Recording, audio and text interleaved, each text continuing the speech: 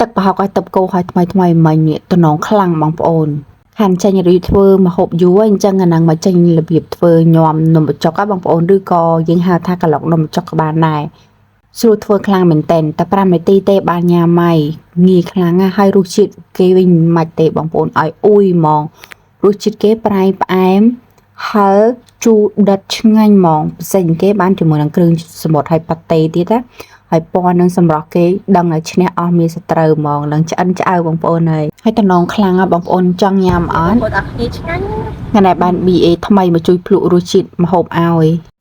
ចាំស្ដាប់ feedback គេទាំងអស់គ្នា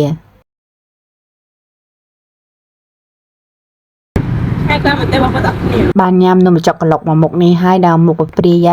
ហើយបើមើលគ្រឿងផ្សំវិញគឺងាយបំផុតហើយបងប្អូនហើយហាន់តាខ្ទឹមសយើងមកហើយបន្ថែមម្ទេសបន្តិចមកតាមការចូលចិត្តម្ទេសហ្នឹង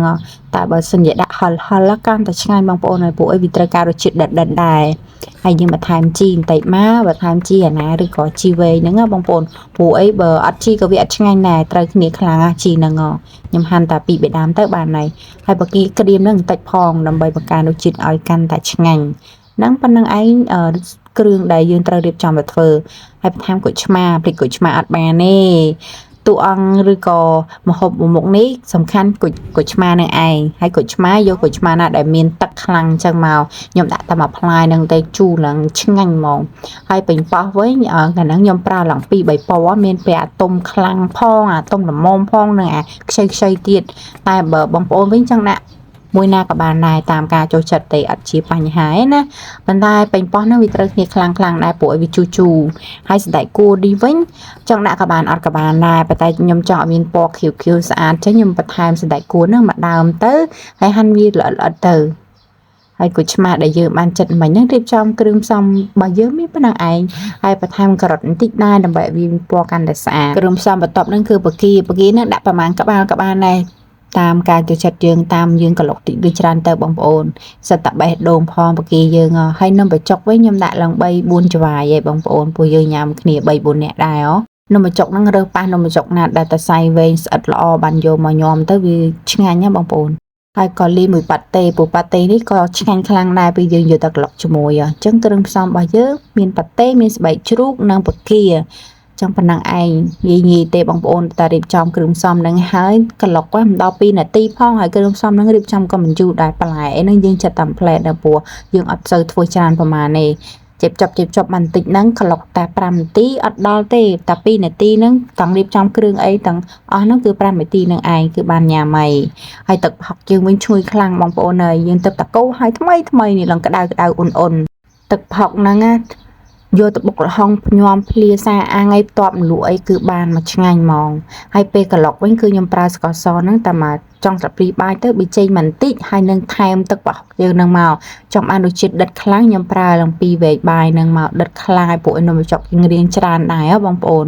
ហើយលួចបន្ថែមមួយទឹកត្រីបន្តិចទៅបានហើយក្រូចឆ្មាហ្នឹងមួយផ្លែហ្នឹងឯងដាក់មកជូរជ្រះឆ្ងាញ់ហ្មង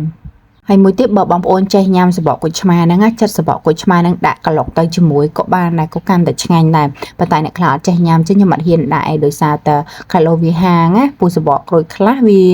ហាងចឹងទៅក៏យើងមិនដាក់ទៅតែបើដាក់វិញឆ្ងាញ់ណាស់បងប្អូនអើយត្រូវគ្នាមែនតែនហ្មងឡើងឥឡូវឃ្លានទៀតនេះស្រៀលទឹកមាត់ហ្មងណាយើងច្បាច់ក្រូចឆ្មាហើយយើងបន្ថែមមួយខ្ទឹមសម្ទេសក្រៀមក៏ដូចជាជីនឹងបន្តិចសិនទៅដើម្បីយើងលាយគ្រឿងផ្សំនឹងឲ្យចូលគ្នាទៅវាដិតឆ្ងាញ់ណាបងប្អូនហើយក៏បន្ថែមសណ្តែកដីនឹងបន្តិចដែរដើម្បីឲ្យវាកាន់តែឆ្ងាញ់ហើយដាក់មកស្បែកជ្រូកមានប៉ាតេយើងនឹងបងប្អូនអើយឆ្ងាញ់ខ្លាំងណាស់បកាយើងនឹងមកដាក់មកហើយបន្លែយើងហ្នឹងពេញប៉ោះមានពេញប៉ោះឡើង2 3ពណ៌ហើយស្បែកគួរហើយការ៉ុតដាក់មកពណ៌ឡើងឆ្អិនឆ្អៅបងប្អូនអើយឃើញក៏តំណងដែរនេះយើងច្បល់វាឲ្យចូលជាតិគ្នាមកចាប់ជាតិហ្មងណាហើយយើងក្លុកវាមកឲ្យវាចូលជាតិគ្នាបន្លែយើងស្ដាងដែរទេក្លុកមិនជូរម៉ានេះបងប្អូន2 3ត្រឡប់ទៅបានហើយវាចូលជាតិគ្នាហើយភ្លក់មើលបន្តិចទៅមុនយើងដាក់នំបញ្ចុកណាវាជូរប្រៃផ្អែមដិតល្មមឆ្ងាញ់ត្រូវមាត់របស់យើងហើយចាំយើងថែមនំបញ្ចុកតាមក្រោយទៀតឥឡូវនេះខ្ញុំច្បល់ក្លុកវាចូលជាតិល្អហើយក៏បន្ថែមនំបញ្ចុកចូលទៅ2 3ច្បាយបងប្អូនអើយប៉ណ្ណឹងមកល្មមគ្រឿងផ្សំរបស់យើងឆ្ងាញ់ហ្មងបងប្អូននិយាយថាមិនបាច់ទេរសជាតិហ ហើយនំបញ្ចុកនិងទឹកដែលយើងបានលាយហើយមិញនេះយើងច្បល់វាឲ្យចូលជាតិគ្នាដែរមកហើយថ្នមបានដែរខ្ញុំមិនហ៊ានប្រើវែកទេបងប្អូនខ្ញុំសុខចិត្តប្រើដៃខ្ញុំសុខចិត្តឆ្លេងឆ្លីវាតិចដើម្បីឲ្យនំបញ្ចុកវារលាយសព្វចូលជាតិជាមួយនឹងគ្រឿងណាបងប្អូនតែកាលណាខ្ញុំប្រើវែកឬដៃធ្ងន់នឹងដឹងថា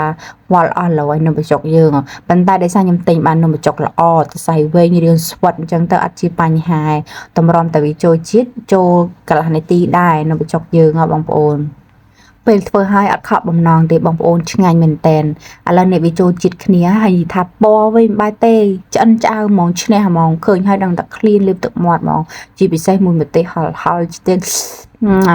ឆ្ងាញ់ណាស់បងប្អូនអើយនិយាយថាឲ្យ100លើក10ហ្មងនេះវាជាតិខ្លាំងមែនតែនវាត្រូវគ្នាបងប្អូនអូវីដេអូនឹងឃើញម៉ោងប៉ុន្មានបើថាចង់ញ៉ាំអីអាចកំងទឹកហុកខ្ញុំទៅធ្វើញ៉ាំខ្លួនឯងនៅផ្ទះបានងាយអញ្ចឹងណាបងប្អូនហើយយើងរៀបចំដាក់ចានមកក្លិនវិញជិះដល់10ភូមិមកបងប្អូនអើយឈ្ងុយខ្លាំងហើយចុងក្រោយក៏យើងបន្ថែមមួយនឹងជាណានឹងតិចតួចមកហើយបន្ថែមសណ្តែកដីតាមក្រោយដែររោយម្ទេសរោយអីចឹងទៅយើងតបតែងតាមការចូលចិត្តរបស់យើងណាបងប្អូនឥឡូវរួចរាល់ជាការស្រេចបាត់ហើយ5នាទីដូចខ្ញុំនិយាយចឹងទាំងរៀបចំគ្រឿងទាំងបន្លែទាំងអីហ្នឹងអូ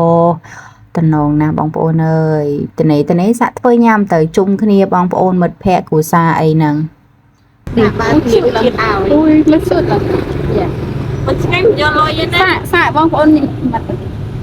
យ៉ាបងប្អូនអរគ្នាឆ្ងាញ់នេះខ្ញុំមិនចេះតែនិយាយខ្លួនឯងមើល feedback ខ្លួនឯងពិតដល់បងប្អូនមួយចានហ្នឹងគាត់ញ៉ាំម្នាក់ឯងចង់អស់ណា